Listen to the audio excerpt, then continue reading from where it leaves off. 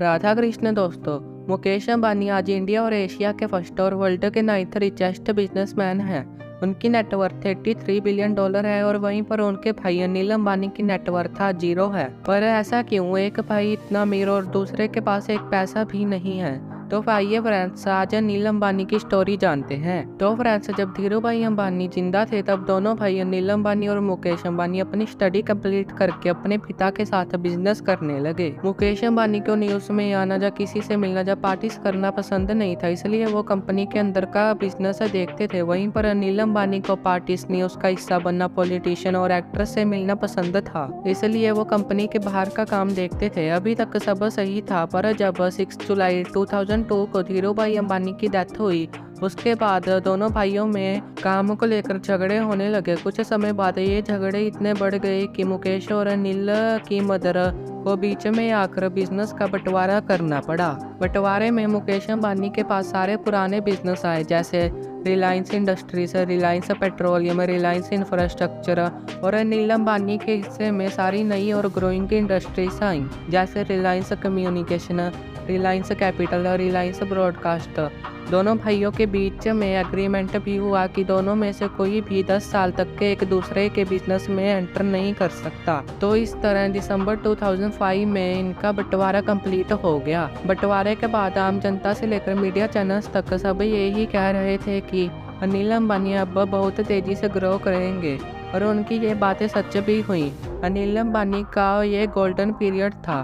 2008 में उनकी net worth $42 billion थी और वो 6th रिचेस्ट पर्सन थे इन द वर्ल्ड। आम जनता, news channels, politics, social media, सब पर उनकी बातें ही होती थी। अनिल अंबानी को भी लाइमलाइट में रहना बहुत पसंद था। वो अपने घर से ऑफिस भी हेलीकॉप्टर में जाते थे। उन्होंने और भी कई सारी चीज़ें की, पर किसको पता था कि उनका ये गोल्डन पीरियड ज़्यादा समय तक नहीं रहेगा। अब उनका डाउनफॉल शुरू हो गया। अनिल अंबानी ने बिजनेस ग्रो करने के लिए अपनी कई सारी कंपनीज में बड़ी बड़ी इन्वेस्टमेंट की।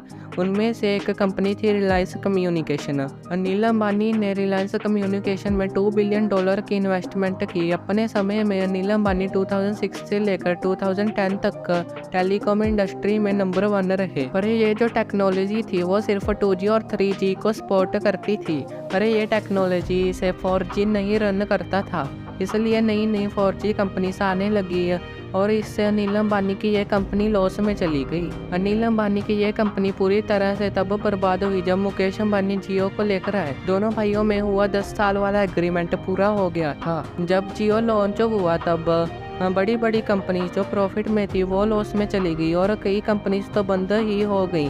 तो भला पहले से लॉस में चल रही अनिल अंबानी की कंपनी कैसे बच जाती? अनिल अंबानी तब बर्बाद हो गए जब मुकेश अंबानी ने गैस का प्राइस डबल कर दिया।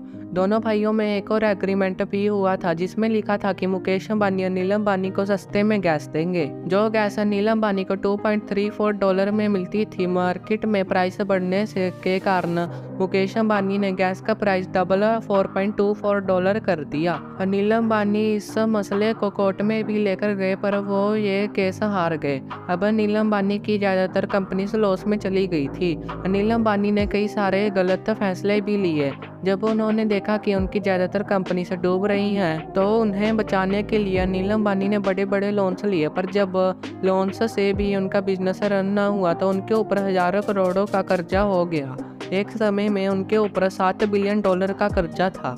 एक कंपनी का $80 मिलियन का कर्जा ना चुकाने की वजह से उन्होंने जेल भी होने वाली थी, पर फिर मुकेश अंबानी ने बीच में आकर उनका कर्जा चुकाया और उन्हें जेल जाने से बचाया। अभी अनिल अंबानी की ज़्यादातर कंपनीज या तो कर्जा चुकाने के लिए बिक चुकी हैं या फिर वो लॉस में जाकर बंद हो गई हैं।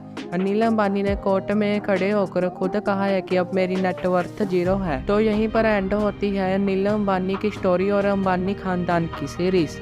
राधा कृष्ण।